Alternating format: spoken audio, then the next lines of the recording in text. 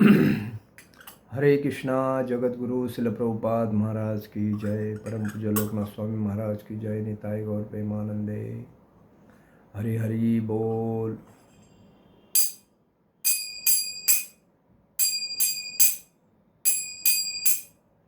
जय राधा माधव कुंज विहारी।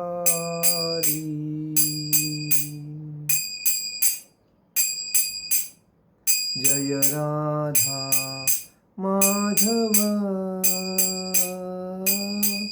कुंज विहारी।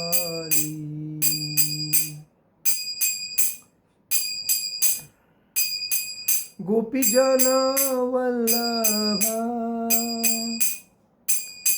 गिरिवरधारी।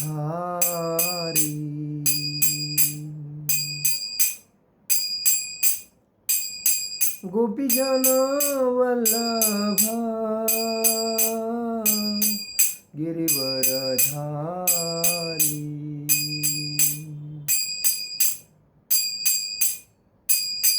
यशोदानंदन ब्रज जन रंजन। यशोदानंदन ब्रज जन रंजन। यमुना तीरावन चारी। यमुना तीरावन चारी। जय राधा माधव कुंज विहारी।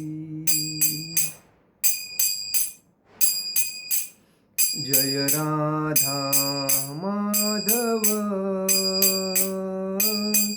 कुंज विहारी। हरे कृष्णा कृष्णा कृष्णा हरे हरे।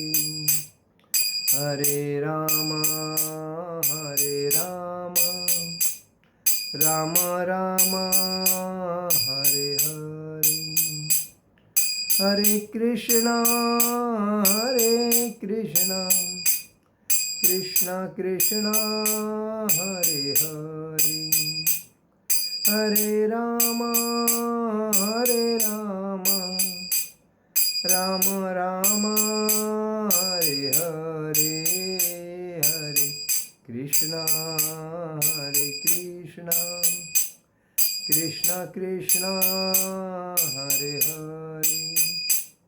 हरे राम राम राम हरे हरे।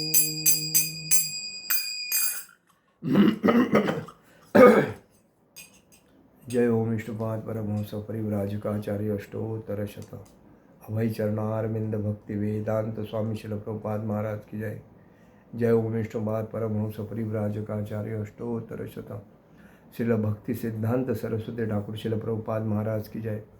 जय ओम विष्णुपाद परमहंस परिव्राजकाचार्य अष्टोत्तर शत श्री गौर किशोर जी बाबा जी महाराज की जय। जय ओम विष्णुपाद परमहंस परिव्राजकाचार्य अष्टोत्तर शत शिल भक्ति विनोद ठाकुर जी ब्रज शिल प्रभुपाद महाराज की जय। जय ओम विष्णुपाद परमहंस परिव्राजकाचार्य अष्टोत्तर शत शिल साक्षात वैराग्य जगन्नाथ जी बाबा जी महाराज की जय। ना श्री रूप सनातन भट्ट रघुनाथ श्री जीव गोपाल भट्ट दास रघुनाथ गोस्वामी शिल प्रभुपाद महाराज की जय। अनंत कोटि वैष्णव वृंद की जय। नामाचार्य शिल हरिदास ठाकुर की जय। प्रेम से कहो श्री कृष्ण चैतन्य प्रभु नित्यानंद श्री अद्वैत गदाधर शिवासादि गौर भक्त वृंद की जय। श्री श्री राधा कृष्ण गोपीनाथ श्याम कुंड राधा कुंड गिरि गोवर्धन की जय। वृंदावन धाम की जय। नवदीप धाम की जय। द्वारका धाम की जय। अयोध्या धाम की जय। पुरुषोत्तम क्षेत्र जगन्नाथपुरी धाम की जय। बद्रीनाथ धाम की जय। रामेश्वरम धाम की जय। गंगा माई की जय। यमुना माई की जय। तुलसी महारानी की जय। भक्ति देवी की जय। हरिनाम संकीर्तन की जय। समवेद भक्तवृंद की जय। समवेद भक्तवृंद की जय। समवेद भक्तवृंद की जय। All glories to assembled devotee. All glories to assembled devotee. All glories to assembled devotee. Shri गुरु गौरांग की जय। ओम नमो भगवते वासुदेवाय। ओम नमो भगवते वासुदेवाय। ओम नमो भगवते वासुदेवाय। आप सभी का भगवद गीता के दूसरे अध्याय में सभी का हार्दिक स्वागत। आज हम लोग चर्चा करेंगे भगवद गीता के दूसरे अध्याय में 28वें श्लोक पे। अव्यक्तादीनि भूतानि अव्यक्तमध्यानि भारत अव्यक्तनिधनानेवं तत्र का परिदेवनाम्। अव्यक्तादीनि भूतानि अव्यक्तमध्यानि भारत अव्यक्तनिधनानेव तत्र का परिदेवताम्।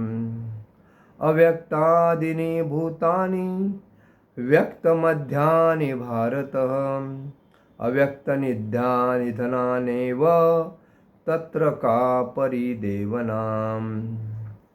अव्यक्त आदिनी म्हणजे प्रारंभ में अप्रकट, भूतानी सारे प्राणी, अव्यक्त म्हणजे प्रकट, मध्याने म्हणजे मध्य में, भारत हे भरतवंशी, अव्यक्त अप्रकट, निधनानी विनाश होने पर, एव म्हणजे इस तरह से, तत्र अत का म्हणजे क्या, परिदेवना म्हणजे शोक,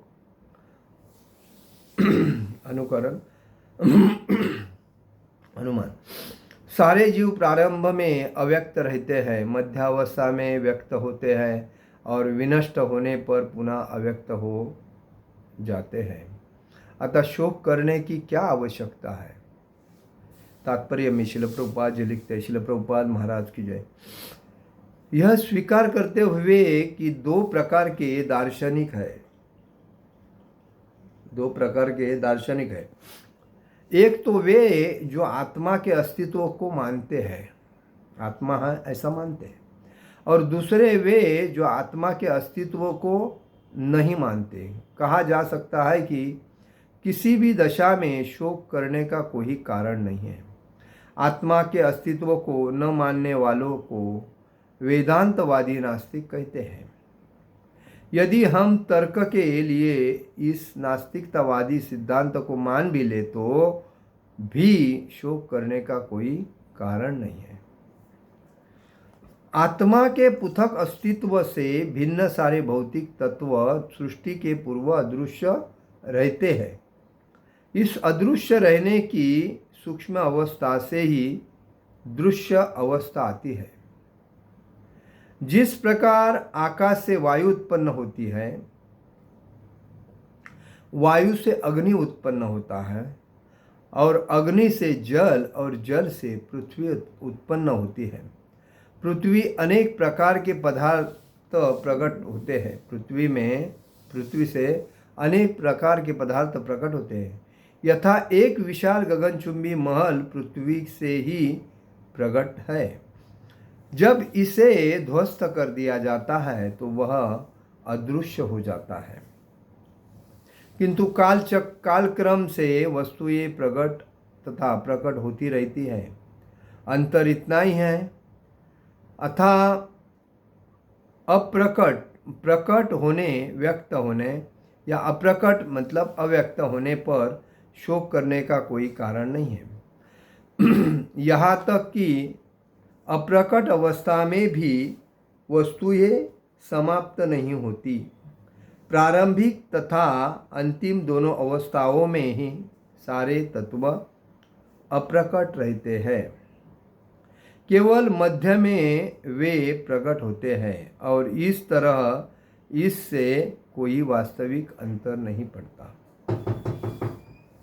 यदि हम भगवद गीता के इस वैदिक निष्कर्ष को मानते हैं कि यह भौतिक शरीर कालक्रम के अशुओं पर केंद्रित है, तो यह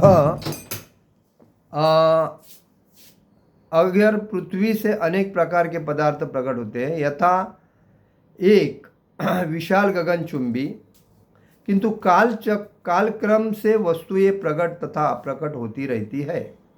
अंतर इतना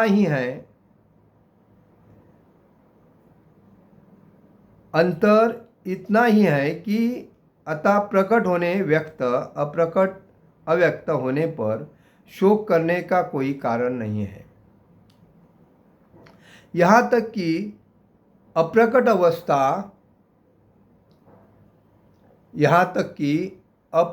अवस्था में भी वस्तुएं समाप्त नहीं होती। प्रारंभिक तथा अंतिम दोनों अवस्थाओं में ही सारे तत्व अप्रकट रहते हैं, केवल मध्य में वे प्रकट होते हैं, और इस तरह इससे कोई वास्तविक अंतर नहीं पड़ता। यदि हम भगवत गीता के इस वैदिक निष्कर्ष को मानते हैं कि ये भौतिक शरीर कालक्रम में नाशवान है, अंतवत हमें अंतवत इमें देहा किंतु आत्मा शाश्वत नित्यस्तोया शरीरी न, तो हमें यह सदा स्मरण रखना होगा कि यह शरीर वस्त्र परिधान के समान है। अतः वस्त्र परिवर्तन होने पर शोक क्यों? शाश्वत आत्मा की तुलना में भौतिक शरीर का कोई यथार्थ अस्तित्व नहीं होता। यह स्वप्न के समान है। स्वप्न में हम आकाश में उड़ते या राजा की भांति रथ पर आरूढ़ हो सकते हैं, किंतु जागने पर देखते हैं कि न तो हम आकाश में हैं न रथ पर। वैदिक ज्ञान आत्म साक्षात्कार को भौतिक शरीर के अनस्तित्व के आधार पर प्रोत्साहन देता है। अतः चाहे हम आत्मा के अस्तित्व को माने या न माने, शरीर नाश के लिए शोक करने का कोई कारण नहीं है। ओम अज्ञानतिमिरान्धस्य ज्ञानाञ्जनशलाकया चक्षुरुन्मीलितेन तस्मै श्रीगुरुवे नमः। श्रीचैतन्यमनोभीष्टं स्थापितं येन भूतले स्वयं रूपकदा मह्यं ददाति स्वपदान्तिकं। वन्देऽहं श्रीगुरु श्रीयुतपदकमलं श्रीगुरुवैष्णवांच श्रीरूपं साग्रजातं सहगण रघुनाथामतं तं सजीवं साद्वैतं सावधूतं परिजनसहितं कृष्णचैतन्यदेवं श्रीराधाकृष्णपादान् सहगण ललिता श्रीविशाखान्वितांच। हे कृष्ण करुणा सिंधु दीनबंधु जगत्पते गोपेश गोपिका कांत राधा कांत नमोस्तुते। तप्त कांचन गौरांगी राधे वृंदावनेश्वरी विश्वानुसुते देवी प्रणमामि हरिप्रिये। वाञ्छाकल्पतरुभ्यश्च कृपा सिंधु हे भवस पतितानां पावनेभ्यो वैष्णवेभ्यो नमो नमः। नमो ब्राह्मण देवाय गो ब्राह्मण हिताय च जगद्हिताय कृष्णाय गोविंदाय नमो नमः। गुरुवे गौरचंद्राय राधिकाय तदालिये कृष्णाय कृष्ण भक्ताय तद्भक्ताय नमो नमः। ओम नमो भगवते वासुदेवाय। जय श्री कृष्ण चैतन्य प्रभु नित्यानंद श्री अद्वैत गदाधर शिवासादि गौर भक्तवृंद। हरे कृष्ण कृष्ण कृष्ण हरे हरे, हरे राम राम राम हरे हरे। श्री श्री गौर निताय, श्री श्री कृष्ण बलराम, श्री श्री ललिता विशाखा राधा श्याम सुंदर, श्री श्री जगन्नाथ सुभद्रा बलदेव जी भगवान की जय। हम लोग चर्चा कर रहे हैं भगवद गीता के दूसरे अध्याय में 28वें श्लोक पे। कभी कभी नेटवर्क की वजह से प्रॉब्लम आ जाता है, तो कोई डिस्टर्ब करता ही है। सारे जीव प्रारंभ में अव्यक्त होते हैं। कोई भी देखिए, जब जन्म लेता है तो उसके पहले वो माँ के गर्भ में होता है, और माँ के गर्भ में होने के बाद उसका जो कालावधि है, वो कालावधि पूर्ण होने के बाद ही वो 9 महीने 9 दिन या 12 दिन ऐसे में वो व्यक्त होता है। तो ये बात है व्यक्त और अव्यक्त में। उसके बाद यहाँ कहा जाता है, कोई एक तो जो आत्मा के अस्तित्व को मानते हैं और दूसरे वो जो है आत्मा के अस्तित्व को मानते नहीं। आत्मा के अस्तित्व को मानते हैं वो कौन है? आस्तिक लोग हैं। क्यों है? वो श्रद्धा रखते हैं और भगवान के भक्ति में तल्लीन रहते हैं, और इसीलिए उनका विश्वास है शरीर के अंदर आत्मा है, और आत्मा के वजह से मनुष्य में चेतना जागरूक होने की वजह से मनुष्य चलता है, फिरता है, घूमता है। अगर वो आत्मा नहीं है तो मनुष्य बॉडी है। तो इसीलिए जो आज नास्तिक जो लोग रहते हैं, वो नास्तिक जो लोग वो आत्मा को मानते ही नहीं है, और वो उनको लगता है शरीर ही पूर्णतः आत्मा है। वो ये नहीं सोचते हैं कि ये शरीर एक नाशवान है, जैसा हम लोग कपड़े बदलते हैं वैसा आत्मा हमेशा शरीर बदलता है। आज हमें मालूम नहीं है हमारे शरीर कितने बदले हुए हैं, लेकिन आत्मा ने कितने शरीर बदले हैं वो भगवान को मालूम है, क्योंकि भगवान के अंश जो स्वरूप है वो हमारा शरीर के अंदर आत्मा है, जिससे हमें चेतना प्राप्त होती है। चेतना से हम चलते, बोलते, फिरते, घूमते हैं। और इसीलिए कभी कभी कहा जाता है कि शरीर छूटने के बाद शोक करने का कोई कारण नहीं। आत्मा के अस्तित्व को न मानने वालों को वेदांतवादी नास्तिक कहते हैं।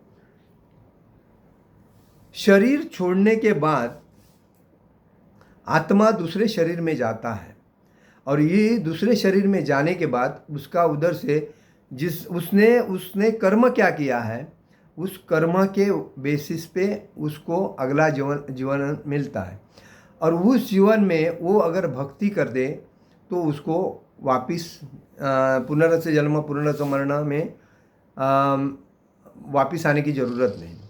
तो इसलिए कहा जाता है जो नास्तिक जो है वो कभी कभी इस चीज़ को मानते नहीं, क्योंकि उनका विश्वास इस पर नहीं रहता है। वो खाली जानवर के जैसे रहने की वजह से आहार निद्रा भय मैथुन इसमें तल्लीन होकर उनको भक्ति के बारे में कुछ पता नहीं होता है, और इसीलिए वो इसमें वे ध्यान नहीं देता।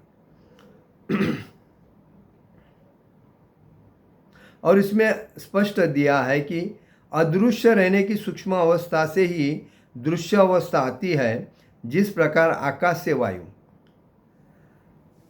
बगा देखो, आकाश से पानी गिरता है तो ज़मीन में आता है, और वो ज़मीन में आने के बाद वही पानी ज़मीन से नाले से नदी में, नदी से समुंदर में जाता है, और समुंदर में पानी बाष्पीभवन होके उसके ढक बनते हैं। ये जैसी परिक्रमा सर्कुलेशन है, ये वैसा ही पृथ्वी से अनेक प्रकार के प्रकट होते हैं। यथा मतलब वायु कहाँ से आती है, हवा कहाँ से आती है? भगवान के अग्नि, बराबर, मतलब सूर्यदेव, वायुदेव, सूर्यदेव, वायुदेव, अग्निदेव, ये जो भगवान के सभी है, तो उस बेसिस पे उसमें हमें उस बेसिस पे चलना पड़ता है। और उसके बाद में पृथ्वी से हवा, और हवा से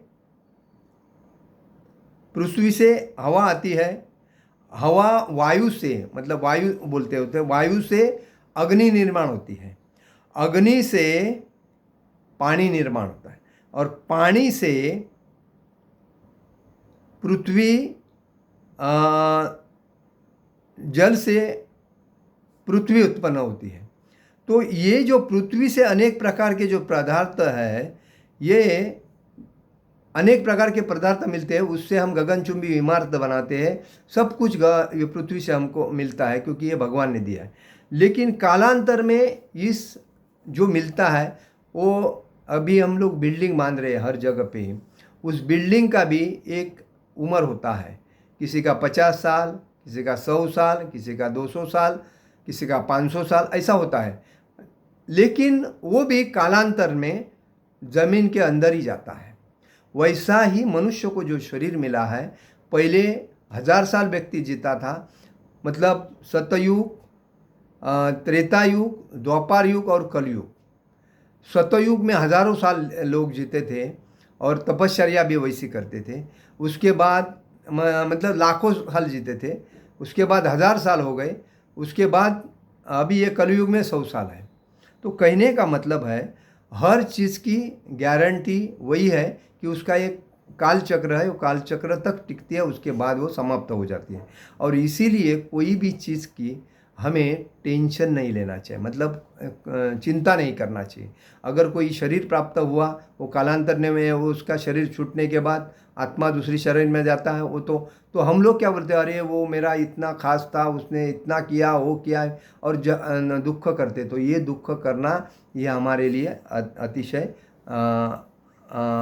अज्ञानता का कारण है। और इसीलिए कहा गया है अप्रकट अवस्था में ये सब कुछ समाप्त होता है। प्रारंभिक अंतिम दोनों अवस्था में सारे तत्व अप्रकट रहते हैं, केवल मध्य में वो प्रकट होते हैं। जैसा फूल होता है, वो फूल पहले कली में रहता है, उसके बाद फूलता है और बाद में वो समाप्त होता है, सेम पोजीशन। ये नाशवान है, अंतम आत्मा शाश्वत है। आत्मा शरीर बदलता, आत्मा कभी मरता नहीं, वो कभी लोगों को दिखता नहीं। नित्य सुक्ता शरीरिणी, नित्य सुक्ता शरीरिन।